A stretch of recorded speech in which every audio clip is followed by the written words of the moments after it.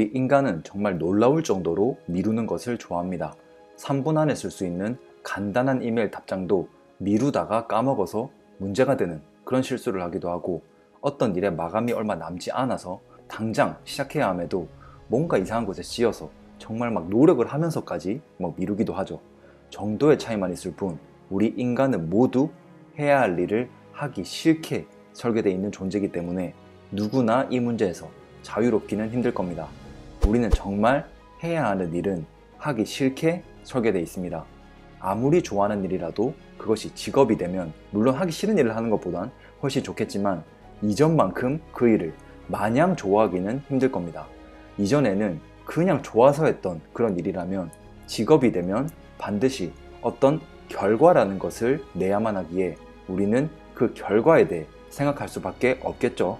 그리고 그때부터 고통이 시작됩니다. 왜냐하면 결과라는 게 내 삶과 직결되는 아주 중요한 것이 되기 때문이죠. 그러면서 점점 일에 대한 흥미보다는 결과에 대한 욕심이 더 커지기 시작하는 거죠. 이렇게 그 일은 내가 좋아하는 일에서 해야 하는 일로 바뀌게 됩니다. 그리고 그때부터 다시 미루기라는 친구가 돌아오는 거죠. 취미와 직업이 일치되는 그 덕업일치가 최고의 행복들이라고들 하지만, 그런 상황에서조차도 우리는 해야 하는 일을 할 수밖에 없고 또 그것을 미루게 될 수밖에 없는 그런 운명 속에 있는 거죠.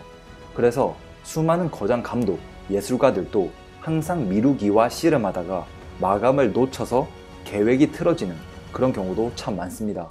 그뿐 아니라 수많은 성공한 사람들, 나는 4시간만 일한다의 저자, 그 최고의 효율을 추구하며 살아간다는 팀 페리스조차도 여전히 명상을 하면서 미루는 습관을 고쳐나가고 있다고 하고, 세계적인 동기부여 연설가인 데이비드 고긴스, 거의 400km나 되는 마라톤을 완주했던 그 데이비드 고긴스도 운동 가기 전에 운동화를 보면서 갈지 말지를 30분 동안이나 고민하는 날도 많다고 합니다.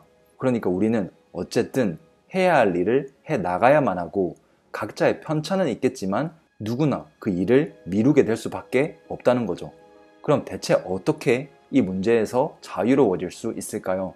스탠포드 신경과학자인 앤드류 휴버만은 해야 할 일을 해야 하는 일로 만드는 그 원인에 대해서 먼저 생각해보면 그 답을 찾을 수 있다고 말합니다. 처음 들었던 예로 얘기하면은, 좋아하는 일이 해야 되는 일로 변하게 되는 그 원인은 바로 결과에 대한 기대나 혹은 집착, 욕심이었습니다. 결과에 대한 두려움 때문에 그것을 미루게 된다는 거죠.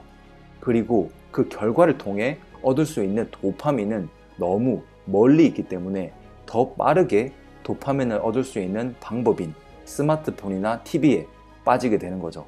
그래서 애쓰면서까지 미루면서 빠르게 도파민을 얻을 수 있는 도구에 의존하게 되는 겁니다.